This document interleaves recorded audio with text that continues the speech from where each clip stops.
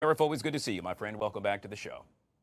Thank you, guys. Great to be here. All right, let's jump into it. In this case, we're going to start with the chaos unfolding in Texas. You heard me make mention of it. Everything is bigger in Texas. Used to live there. Well, so is the drama. Texas Governor Greg Abbott has ordered state troopers to find and arrest Democratic lawmakers. The Republican-led Texas House voted to issue civil arrest warrants for Democrats who left the state to delay a vote on GOP redrawing district maps. Now, those civil warrants cannot be enforced outside of Texas. The governor says those lawmakers will also be fined $500 each day they delay the vote. You talk about chaos, Arif. You know, I'll see, if you take a look, it's kind of ironic that the Texas Democrats actually fled to Illinois, one of the most gerrymandered states in the union. 45% of the state voted for Republican President Donald Trump, who many would agree, and myself included, a little bit controversial. In other words, some people that would have voted for the Republican just didn't, and maybe some people that would have voted for a Democrat chose President Trump. So I understand that. But when you have 4 out of 17 of the congressional seats are Republican, meaning they have gerrymandered out at least, well, maybe 6 or 8 other seats that should be Republican, and the Illinois State House actually is filled as well with a Democrat majority, and it shouldn't be based on the vote. California, just as ironic, I guess. California is 43 Democrats to 9 Republicans, and 38% of the state voted for President Trump. 38%. So you should have somewhere in the neighborhood of, let's say, 20 Republicans, but they have gerrymandered the daylights out of California and Illinois, the 2 most Democrat-held states. And Guy, here's just another thing. This is standard operating procedure. Both parties do it since the 2020 census, and Republicans have cried foul quite a bit because there were a lot of illegal immigrants that were included in that census. And so because of that, they have skewed the numbers a little bit more towards the border states. But if you take a look, Texas actually had half a dozen prominent Democrats flip parties over the last 5 years and become Republicans, including strong border Democrat congressmen and women have changed parties and become Republicans.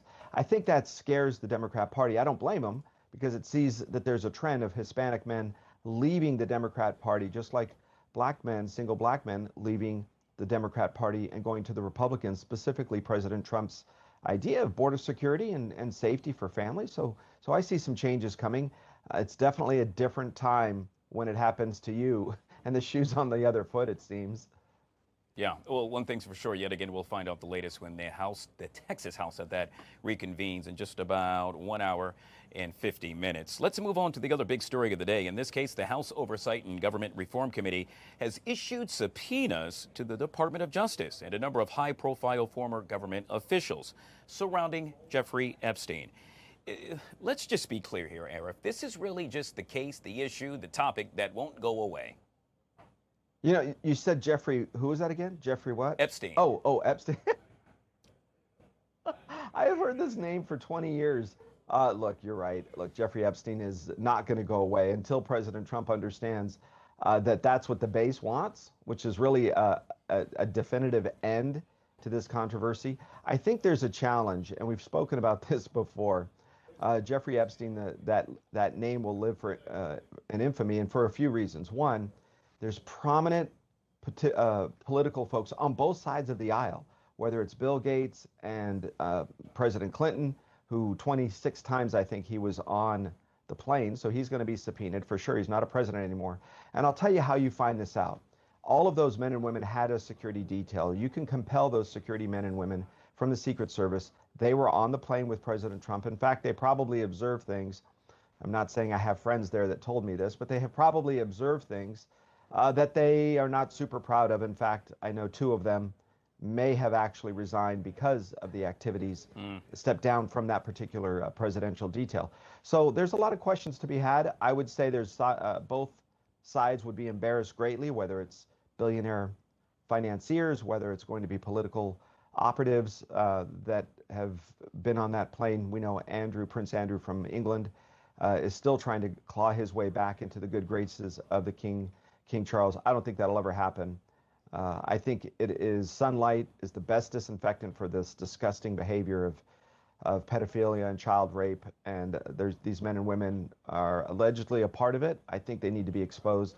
I know President Trump maybe has some decorum or the inability to wrap everybody into this one loop. But Guy, can you imagine anybody sitting out and trying to defend the attack of children? Disgusting. Yeah, it's downright disgusting no matter what side of the aisle you'll That's sit right. on. We have time for one more, Arif. In this case, we now know that a number of young adults are less likely to closely follow politics and are less likely to see the value in voting. That is disturbing. Well, remember the old adage is all politics is local. The local issues will drive young people, I think, to vote. And I think you'll see it in a couple of different ways. You'll see it with local issues, whether it be parks or what we call open zones where there won't be any development, or housing issues where affordable housing needs to be addressed by the city and local state governments, whether it could be public parks or national parks being allowed to be left untouched by certain types of development. And I'm seeing this, Guy, over and over.